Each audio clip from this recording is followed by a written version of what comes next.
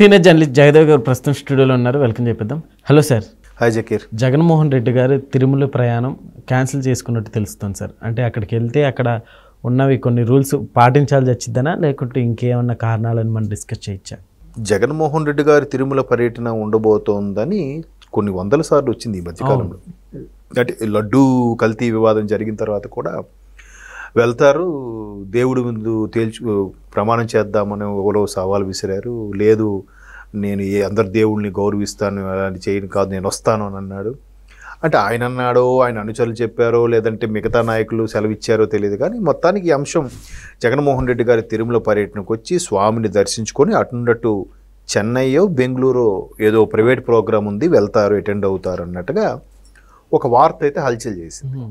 So ఇంకా ఉమ్మడి చిత్తూరు జిల్లా నాయకులందరూ కూడా ఈ మధ్యకాలంలో చెవిరెడ్డి గారి అరెస్టు గారి, భూమన గారి యొక్క కొంచెం ప్రాభవం తగ్గడం, పెద్దారెడ్డి గారి మీద కొన్ని రకాల విమర్శలు, మిథున్ రెడ్డి గారి అరెస్టు, ఈ అన్నిటి వ్యవహారం మీద నాయకులతో సమాలోచనలు చేస్తాడు. మళ్ళీ కార్యకర్తలు ఉన్న కొద్దిమంది కార్యకర్తలు కూడా ఉత్సాహంతో పరుగులు తీశారు. అరే అన్నొస్తాడు.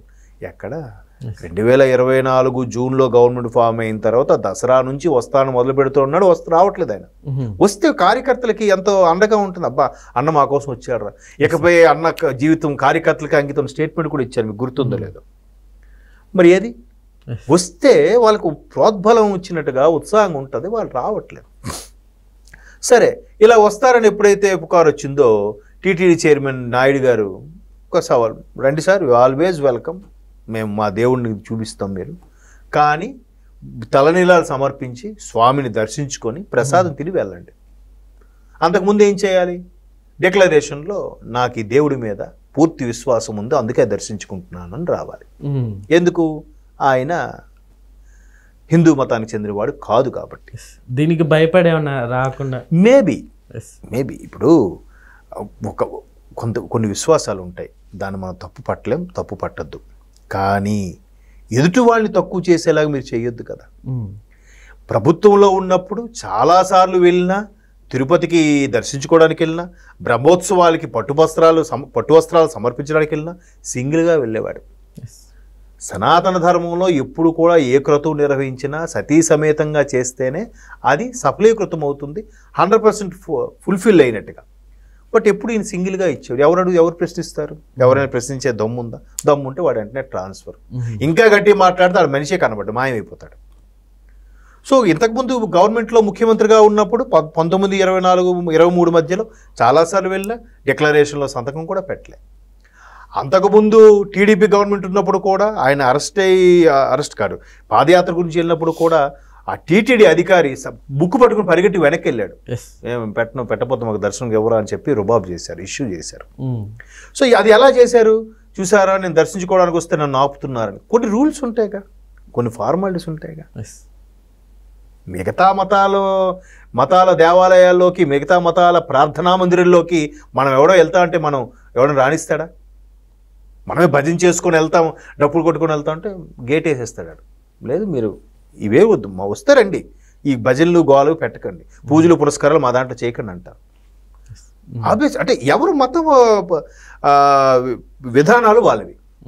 సో అలాంటి సందర్భంలో నేను పెట్టను చేయనంటే ఎంత అవుతుంది? ముఖ్యమంత్రిగా ఉన్నా కాబట్టి చెల్లింది. ఇప్పుడు వెళ్తారా? వెళ్ళరు. వెళ్తే డిక్లరేషన్ సంతకం పెట్టాలి. డిక్లరేషన్ సంతకం పెడితే మళ్ళీ అదొక ఫీలింగు. ఎక్కడ ఒక మతానికి తక్కువ ఎందుకు అవుతుంది? అన్ని మతాలకు సమాజంగా అనుకోవచ్చుగా. ఇప్పుడు చంద్రబాబు నాయుడు గారు ఉన్నారు, అటు ఆ ప్రార్థనలకు వెళ్తారు, ఇటు ఈ నమాజులకి వెళ్తారు, ఇటు ఈ పూజలకి వెళ్తారు. అన్ని మతాల వారికి, అన్ని కులాల వారికి నువ్వు నాయకుడువా, లేదా పర్టికులర్ ఒక మతానికి నాయకుడువా? కాదు కదా. సో అది బిఆర్ నాయుడు గారు సవాల్ విసిరేసరికి ఒక్కసారిగా ప్రోగ్రాం క్యాన్సిల్ అయ్యిందో. అయ్యో, ఇప్పుడు అసెంబ్లీకి కూడా అందుకే కదా వెళ్ళట్లేదు. అసెంబ్లీకి వెళ్తే ఏమవుతుంది? వెళ్ళొచ్చు, ఆయనకు ముందు సీట్ ఎవరు? ప్రతిపక్ష హోదా లేదు కాబట్టి. సరే పోనీ అక్కడెక్కడో కూర్చున్నారు, 2వ వరుస 3వ వరుసలో. మైక్ మొత్తం ముఖ్యమంత్రికి ఎన్ని గంటలు ఇస్తారో ఈయనకి ఇవ్వాలట. ఇది ఎక్కడ లెక్క? సరే, ముందు నిజంగా ప్రజల కోసం, ప్రజల తరపున మాట్లాడే వ్యక్తి అనుకుంటే వాళ్ళ లోపలికి రానివ్వకపోయినా వెళ్ళాలి. పవన్ కళ్యాణ్ని నువ్వు గేటు కూడా తాకనేమో అన్నారు కొంతమంది మహానుభావులు. ఏమైంది పవన్ కళ్యాణ్ గురించి? తీసుకున్నాడు అలాగా. మరి మీరు కూడా తీసుకోండి, నేను వెనక్కుండండి, చెయ్యొత్తండి. మైక్ ఇవ్వకపోతే బయటకు వచ్చి చూసారా నేను మీకోసం మీ గొంతుకు వినిపిద్దామని లోపలికి వెళ్తుంటే నా గొంతు నొక్కేస్తున్నా, నాకు ఎవడు మైక్ ఇవ్వట్లేదంటే అది కదా రాజకీయం అంటే. ఎందుకు వెళ్ళట్లేదు? గిల్టీ ఫీలింగ్, ఈగో అడ్డు వచ్చేస్తుంది. అంటే గతంలో మీరు చేసిన మీకు మళ్ళీ నాకు ఎక్కడ తిప్పి కొడతారో అని భయం ఒక పక్క ఉంది, అందుకే వెళ్ళరు. షర్మిలా గారు కూడా క్లియర్గా చెప్పారుగా, నన్నే గెలిపించుంటే వెళ్ళేవన్నాయా, నిన్ను గెలిపించారు నువ్వు వెళ్ళి స్వామి అని అంటుంది ఆవిడ. వెళ్ళట్లే, ఇక్కడ కూడా వెళ్ళరు, ఎందుకంటే డిక్లరేషన్ ఇవ్వాలి కాబట్టి. సో అందుకు భూమన గారు సైలెంట్గా వచ్చి ప్రెస్ మీట్ పెట్టేసి, లేదే జగన్మోహన్ రెడ్డి గారు ఏం రావట్లేదు, అంతా పుకారే, అదంతా రారు. వద్దామనుకున్నా కూడా ప్రోగ్రామ్ టర్న్ అయిపోతుంది. ఎప్పుడైతే బిఆర్ నాయుడు గారు సవాల్ విసిరారో, కొంతమంది టీడీపీ నాయకులు కూడా ఇట్లాగా నువ్వు రా ఛాలెంజ్, నువ్వు తప్పేముంది, నేను నీ మందిరానికి వస్తాను, నా మందిరానికి రా, నేను నిన్ను కించపరచు, నన్ను కించపరచుకో కదా. సో అలాగ వచ్చి వెళ్ళొచ్చు కదా, ఎందుకు అంత అడ్డొచ్చేస్తుంది ఎందుకు? గవర్నమెంట్ దిగిపోయే ముందు ఉగాదికి కూడా సెట్ వేశారు, గుర్తుందా? ఆ ఇంటి దగ్గర తాడేపల్లి అక్కడ తిరుమల తిరుపతి దేవస్థానం సెట్ వేశారు. అది కూడా మనం క్లియర్గా చూసాం, ప్రసాదం ఇస్తే టిష్యూతో తుడిచి పడేశారు. అది ఒక 10 సార్లు చూపించారు వేరే ఏదో ఛానల్లో. బట్ ఇవన్నీ నిజాలో అబద్ధాలు తెలియదు, అక్కడ లైవ్లో మనం చూసాం కదా ఆ రోజు. సో ఇవన్నీ ఎక్కడ చెప్పబడతాయో, ఎక్కడ మరలా డిఫరెంట్ వెళ్తుంది అవుతాయి, మళ్ళీ ఆగిపోయారు. మీరు ఇంతకుముందు ఒకసారి మీరే ఎప్పుడో డిస్కషన్లో అన్నారు, వీళ్ళు ఒక మంచి ప్లాన్తో దిగుతారు సార్, మళ్ళీ ఆ ప్లాన్ వాళ్ళకి తిరిగి కొడుతుంటుంది, అడ్డంగా బుక్ అయిపోతుంటారు, దొరికిపోతుంటారు, ఏదో మంచి స్క్రిప్ట్తో రెడీ అవుతారు. జగనన్న నాకు నువ్వు కావాలి, ఏదంటే అమ్మఒడి కావాలి, ఒక చిన్న 6 ఏళ్ళ పిల్ల అడుగుతుంది ఏడ్చుకుంటూ, దానికి 3 కెమెరాలు చూపించారు. ఆ పిల్లకి ఎలా తెలిసే అమ్మఒడి గురించి? 6 ఏళ్ళ పిల్లకి అమ్మఒడి గురించి ఒక లెక్కలు ఏమో తెలుస్తాయా? కాన్వెంట్ స్కూల్, కాన్వెంట్, పైగా ప్రైవేట్ స్కూల్లో చదువుతున్న అమ్మాయి. అంటే ఇవన్నీ కూడా హైలీ స్క్రిప్టెడ్ డ్రామాస్ అనమాట.